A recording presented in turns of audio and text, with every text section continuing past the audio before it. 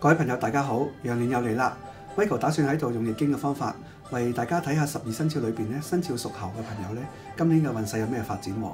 屬猴嘅朋友咧喺易經裏邊咧，其實係屬於天地痞卦。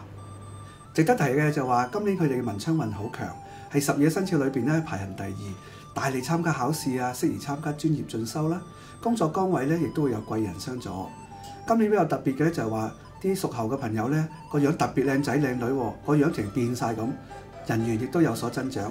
有2個月份要值得留意嘅就係節氣3月同埋節氣11月，會有機遇特別好，容易開拓人際關係嘅。另外都有利從事專業工作嘅人士喎，財運會加強，人緣亦都會旺咗，最重要係商機亦都會越嚟越多。咁生肖屬猴嘅朋友咧，今年羊年有抽獎運喎，尤其是有2個年份咧機會特別高嘅，咁係邊2年咧？就係1968啦，同埋1992年啦。大家要留意啊，今年個抽獎運係特別高嘅。另外今年亦都留意下啲異性朋友所俾嘅意見，而佢哋嘅意見咧係特別有助你哋加強運勢㗎。而屬猴嘅朋友喺今年咧亦都要努力，喺羊年咧係有利創作啦，同埋係研發個人產品。尤其是1980年嘅出生嘅朋友咧，今年嘅機會特別高，唔好嘥咗啊！咁屬猴嘅朋友喺羊年咧，有幾點地方都要注意下嘅。留意嘅就係話家居咧特別容易俾雨水滲漏啦，所以及早為自己嘅窗戶咧做好防漏工程咧，運勢都會好啲嘅。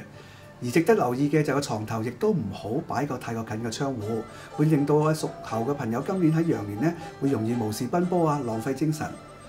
如果大家都中意用手機㗎嘛，屬馬騮嘅朋友要留意咯噃。今年你嘅手機咧係特別容易會壞，所以唔好買得太過貴嘅款式，費事無謂自己唔見咗又唔開心啦。職場是非咧特別多，不宜咧多管閒事。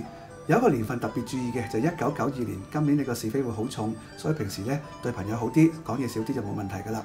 而伴侶運勢都會轉差喎，尤其是節氣正月啦、4月啦同埋11月呢幾個月份咧，大家要留意下啦。各位屬猴嘅朋友，聽完值得關心地方之後咧，唔使擔心嘅喎，因為根據易經嘅方法咧，窮則變，變則通，所以 Michael 咧準備咗啲開運貼士俾大家。究竟有啲咩內容咧？就係我發明嘅開運熱點啦，可以幫大家咧助旺咗你嘅事業啦、感情啦同埋財運㗎。只要根據以下資料去開運熱點逗留40分鐘或以上，就能夠明顯改善大家運勢，咁咪唔使擔心咯。